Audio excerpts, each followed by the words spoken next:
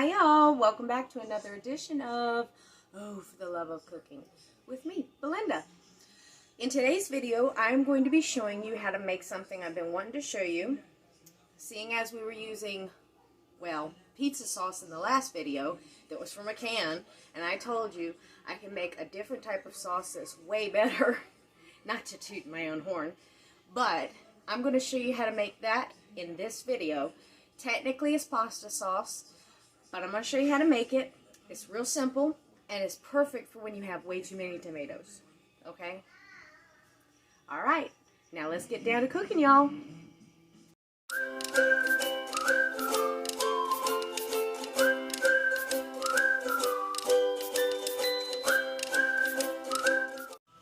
Alright guys, so like I said, this is my recipe for homemade pasta sauce.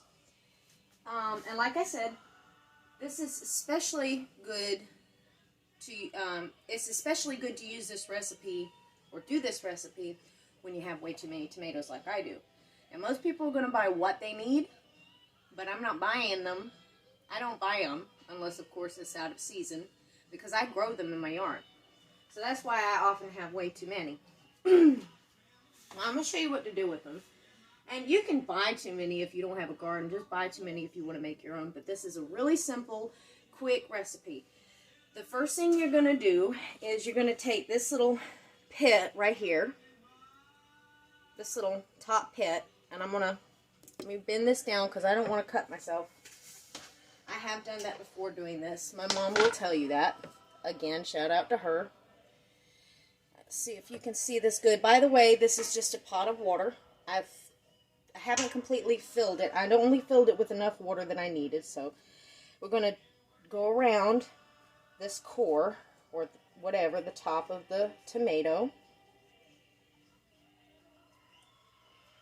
Like that. Then we're going to do a cross on the other side of the tomato, like so. What's going to happen is, when you have finished boiling these tomatoes, the skin, because you have pierced it, is going to be easier to pull off, because we're going to have to take that skin off. So, just stick them in the water, just like that. Don't worry about them coming apart or anything like that, you know, in the water. They might come apart a little bit, some of the seeds and whatever might come out, but it's not going to be a big issue. The majority of what you want and need is going to still remain. This knife is a little bit bent because my husband likes to use them as tools sometimes. We use our knives as tools sometimes if we can't find, you know, like a screwdriver or whatever. I can't remember what he used this on. Anyway, try not to pierce too deep though. Just score it, you know, as best as you can. And that one's done. I'm going to finish these up, and then I'm going to start boiling it, and I'll be right back. So it started boiling, as you can see. And I'm going to show you if I can get this close enough. You see the skin? Hold on one second. Do you see that? It's very hard to get this thing up here. You see the skin trying to pull away from the tomato? That's what this whole process is for. It's to help the skin pull from the tomato so that we can peel it. Because all we need is the fruit from the inside. And then I got a bowl of cold water. It's usually supposed to be ice water. That helps to, I forget what the word that they use for it, but it helps it to, I think it's blanching. Yes, it's blanch. It's a blanch bath. So it blanches the fruit or the vegetable or whatever you're using, and then what it does is that it helps it to where it's easier to peel, and it stops the cooking process. And this is going to be cooked again, and I'm going to show you how to do that in a minute. We've had this on for about, it's been boiling for about 1 minute, just on a rapid boil, and it's already pretty much ready. I like to kind of push down my tomatoes real gently to try and get the heat distributed all over. So let me do that. That's going to help a little bit. And it's probably going to take about another, maybe a minute, maybe another minute or two. And so yeah. Let's see. I love this recipe. It is so easy to make. It's very, very, very good. It's perfect for, you know, pasta, and I'm pretty sure you could probably use it as pizza too, pizza sauce. Because it's going to be thick. It's going to be a lot thicker than the jar that you get from the store. And I just don't see why nobody would want to make their own, because it's not hard. It's very simple. And if you got a garden like me, it's cost effective. So if you buy your tomatoes, it might not be cost effective, but it's still a real something to say, hey, I can make my own sauce. Alright, so these have been sitting in here for about 2 minutes, and now they look like they are about done. Yep, I'm going to show you real quick before I take them out. It's been about 2 minutes. You see how that looks? It's really wrinkly and it's starting to fall apart, or the skin's falling away from the fruit. Never could understand why they call tomato a fruit. I mean, I know why, but because it has something to do with the fact that when it's a flowering plant, that's what makes it a fruit. But I've always looked at it like a vegetable, because to me, a fruit is to be sweet. Not like acidy like this. So we're going to put it in our water. That's perfect. Cut my boiling water off. Put that to the side. Now you can really see what I'm talking about. See the skin? So we're going to let that sit for about 5 minutes.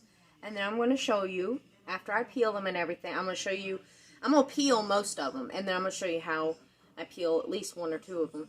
And then I'm going to show you what I do from there. So hold on for a second. Literally a second. I'm back, y'all. Okay, so I'm starting to finish these last 2 that I got in here. See how easy it is that the skin just kind of just pulls away? And it's okay if you leave a little bit of skin on there. It's not going to hurt anything. This is the last one, and then I'm going to show you what we do after. There we go. That's wonderful. And I'm just pulling and pulling. It's slippery though, so that's the only issue I'm having right now is the slip, slip, slip. But I'm doing this, if you can tell, over the bowl that I'm going to cook it in, because we still want some of that juice. That juice is important, okay? So I'm done with that. Wash my hands.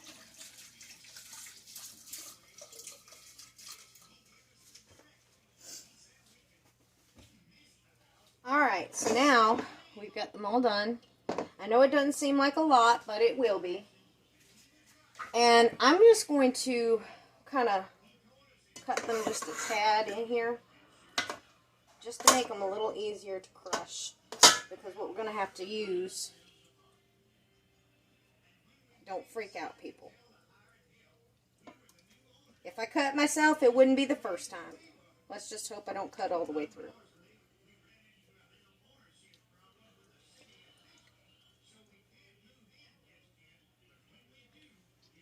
Don't do that at home unless you're experienced, by the way, though. And you can also kind of crush them with your hands. That's one way I really should have done it and showed you. But you see how much more it looks now?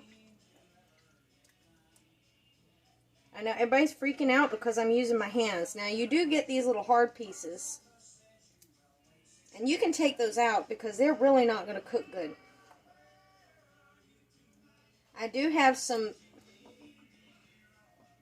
That got away, didn't it? I threw that away. Okay. So we got these hard pieces, and you can just kind of throw those away, just kind of work your way around them. If you leave a few pieces in there that are hard, as long as they're not major hard, you're good. That'll be fine. Now, I know that looks weird, but trust me, back then in the olden days, and I'm pretty sure they still do it, people back then used to do wine with their feet, so nobody should really be saying nothing about my hands. Okay, so we're going to put this on the stove now. I'm going to turn it on to high to start with. We're going to cook this until it gets a little bit softer. And then we're going to use this potato masher, and we're going to mash it down until it's like a pulp, because you can have some chunks in there. A lot of people like that. I don't mind it. It's really good that way. You get chunks of tomatoes. And most store-bought sauces you get will have chunks. Most of them won't. Now, if you're doing this as a pizza sauce, you're going to want to make this thicker, and you're going to have less chunks. So, unless that's your thing. But we're going to use this potato masher after this gets a little softer. See, because right now it's a little too hard. So we're going to cook this, and it's also going to reduce the water that's in it, the natural juice. And I'm going to come back, and I'm going to show you the next few steps. Okay, so this has been sitting for about 10 minutes. And I'm still pushing on it because there's still some chunks. And I had to actually take out some of those little hard, there were a few more hard pieces in there that I had to remove. And I'm still trying to search for a few more. If you leave one or two in there, it ain't going to make a big deal. That's good. But this is ready for seasoning.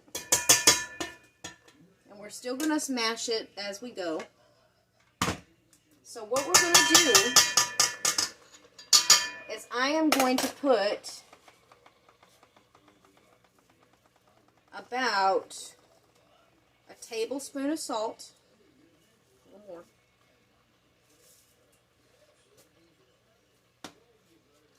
We're going to still use that masher, but I'm going to use this to help stir. That's about a tablespoon of salt. And then I'm going to use this, you can use regular pepper if you want, but I got this medley pepper from McCormick. Peppercorn medley. And I'm going to put a few cracks of that in there.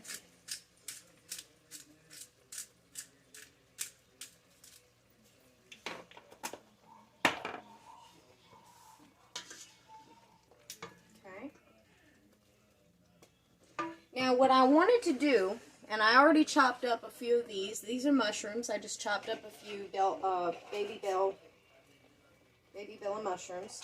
This is going to just give it a good flavor. I'm going to go ahead and I chopped up about 3 of them. And then I'm going to use my Great Value minced garlic and water. And I'm going to take, let me get a spoon. I'm going to take about a tablespoon of that. If you don't like garlic, you can always put a half a tablespoon or whatever amount that you like. It doesn't have to be that much, but that's just to help give it some extra flavor. You can also put some green peppers. Sometimes I even like to put jalapenos. They're really good. But I like to alleviate the seeds unless, of course, you want a hot tomato sauce. Okay, now I have some sugar in my own little, what was this? This was a salt shaker that I've turned into a sugar shaker. Isn't that amazing? Isn't that neat? Because it's got 2 sides on it. And this came from, I think it was, I don't remember the brand name, but if you look in the store, you might have it, so I'm pretty sure you probably do. And it's got either the shaker part or it's got this part right here. Now, this is something that I know a lot of Italians are going to get mad at me. Sorry about that, but I don't have tomato paste. Tomato paste is usually what goes in this. But I am going to put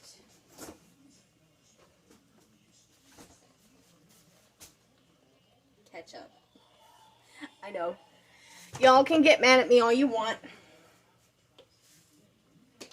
I like to shake it up just a little bit because sometimes it gets watery.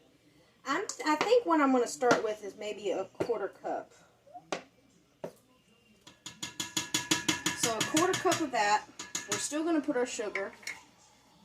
And then at this point is when we're going to do some of the taste testing. Now this tomato paste or ketchup. Ketchup, since I don't have tomato paste, what this does is it thickens up your sauce. That is the whole point of tomato paste, or in this case, ketchup. It's going to thicken the sauce, and I'm still, like I said, please go back and mush up the sauce as much as possible. As it cooks, it's going to reduce all the water, and it's going to make the tomatoes softer, so they're going to need to be mushed. And that smells awesome.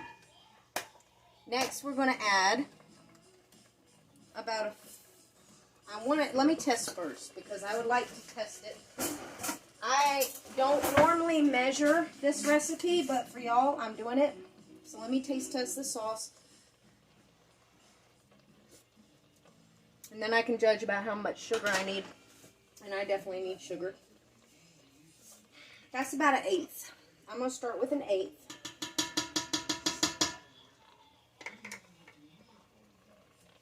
Because you don't want it super sweet, but you do want it to have some sweetness, because otherwise it's going to just be too much acid.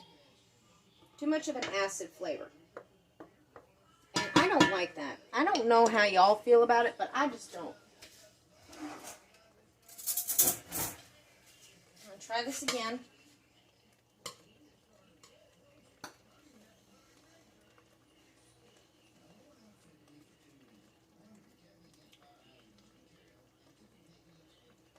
That's good. Now we're going to put, let's see what we got here. This is something that you definitely need to put, and I have no onions, otherwise I would have put those. I am going to put some onion powder, because I had no onions. I'm just going to put what I want of that, okay? So, I'm not going to measure. Maybe a little too much, but no, you can never have too much of that.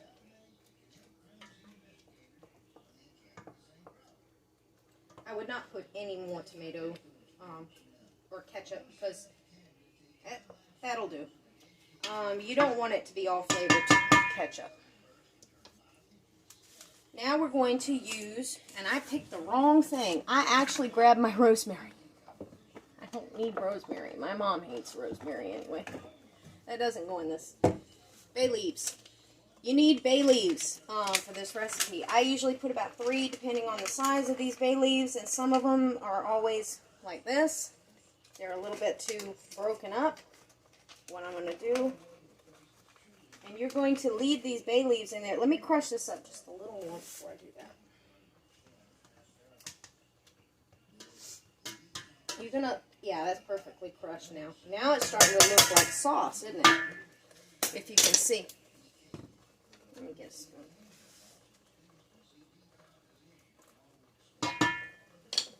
Now we're going to put, there's a good one. We're going to put 1, 2. There's a let's see. There's a baby one. 3. In that case, we're going to put a 4th. Because normally, if they're big, I will only put about 3. If it's, see, there you go. Perfect. Alright, now you're going to mix that in. We're going to turn this on lower now. We're going to turn it on low and let that sit for a while. And we might, I think I'm going to put just a tad bit more salt. Probably about a quarter of a teaspoon.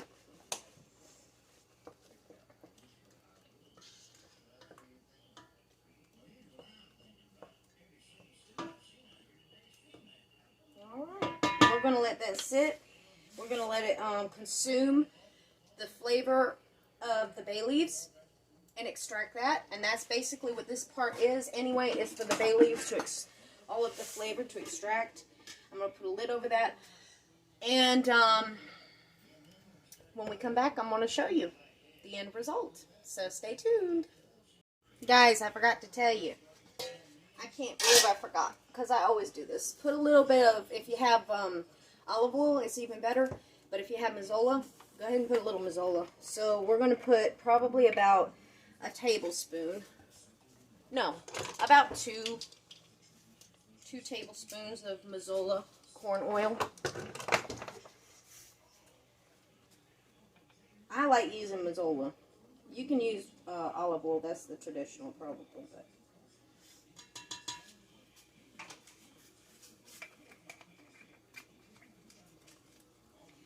But as a rule of thumb, put your bay leaves in last.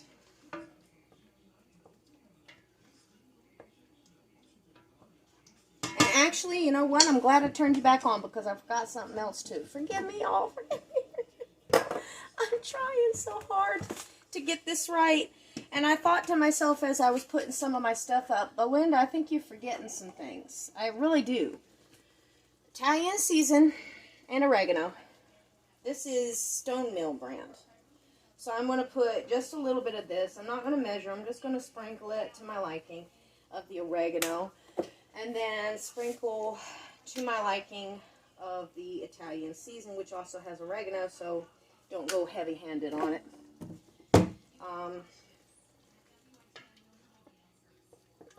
And that's just going to help adhere to the flavor. I knew something was missing. But anyway, and I'm also going to say, leave this on the stove for until it thickens up. So keep an eye on it. It probably might take about 5 to 10 minutes. But please, I'm not sure, so keep an eye on it. I'll actually come back and let you know about how long it is. I'm going to time it. I really need to get used to getting myself used to measuring and timing things. So I'm going to time this. It is 7:12 right now, and I'm going to come back and I'm going to let you know how long it's sat. Okay? Alright. Alright guys, so it's been about 10 minutes. As you can see, look at that. See, it's hardly even pulling away from the, when you turn it, it's hardly pulling away from the side. That's what you want. Also, I believe, let's see, another way you can figure this out to see if it's done. Let me try and zoom in a little bit. Let's see. Zoom. Whoops. A little bit too bad. Alright. Pull away in the center. And you see how it's slowly going back to the center? Pull away to the center. That's done. That's about the thickness that we want it. Let me zoom back out. Woo. I gotta get used to this, guys. I'm gonna put it back a little bit. Position. Alright. That's been on low for about 10 minutes. Of course, you can cook it a little bit longer. Keep it on low, though. Stir it occasionally as it's, you know, on the stove. Still want to open it occasionally and keep it, you know, stir it to keep it from sticking. Now we're going to taste it. I'm going to show you how this pours. See how it's chunky? That's what we want. So I'm going to show you. I'm going to get a little bit of this mushroom with it.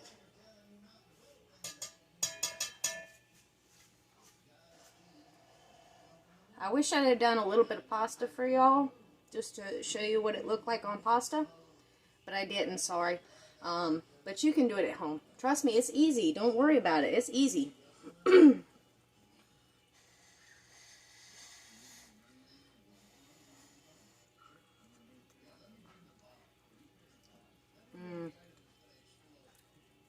Like I've said before in the last video, perfect amount of sweetness. Now you can start off with less than 1/8 a cup if you're not really big on sweet sauce. Or you can test it before you put the sugar in. Because of course ketchup's already going to have sugar in it. So taste test it before you add the sugar. And start practicing on how to taste as you go. And add a little sugar at a time, because trust me, that's what makes a cook, is to be able to go by your taste. You know, that's the most powerful. You have 5 senses, and one of them is taste, and that is a very powerful sense, especially in cooking.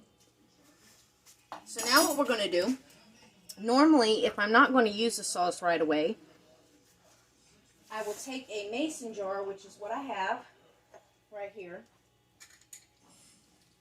and I'll go through the process of canning. But I'm not going to do that because I probably am going to use this fairly soon. And of course, if you want, there's nothing wrong with leaving the bay leaves in your jar. Just pick them out when you're about ready to cook, you know, some spaghetti. Pick them out.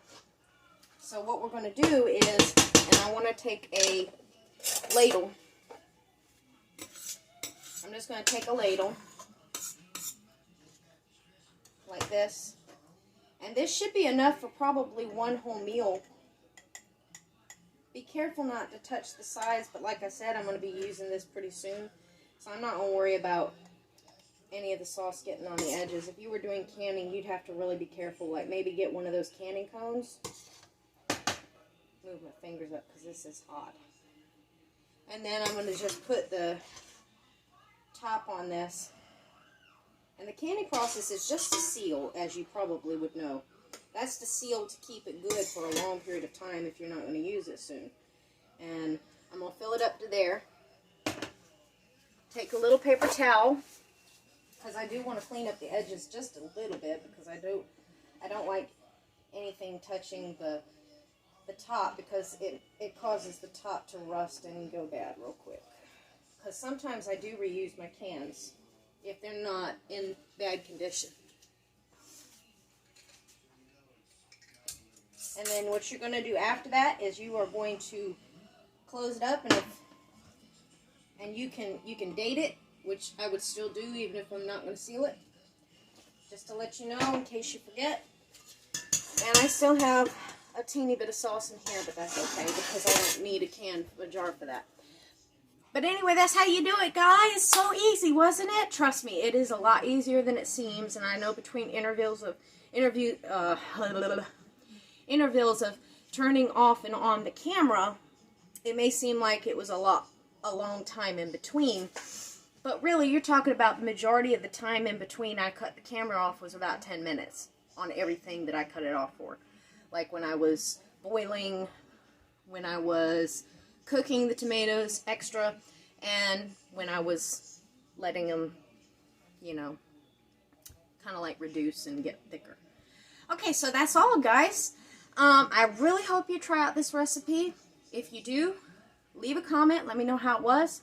Also, if you want to, if you tried those pizza rolls I did in my last video, which I will leave a link in the description, you can also use this sauce in those pizza rolls. Trust me, that is the bomb. I like that better than that canned sauce I used in that video. I really should have gone ahead and just did this video first. But if you want to see that video, I'm going to leave a link in the description. Leave me a comment. Tell me if you did either one of those recipes. Tell me how it turned out. And get creative. You know, you don't have to put exactly what I put. But anyway, let's see, what else? Was there anything else I wanted to add to this? I guess just Jesus loves you. Always remember that, people, because he does, and he loves you whether other people do or not, because his love is unconditional.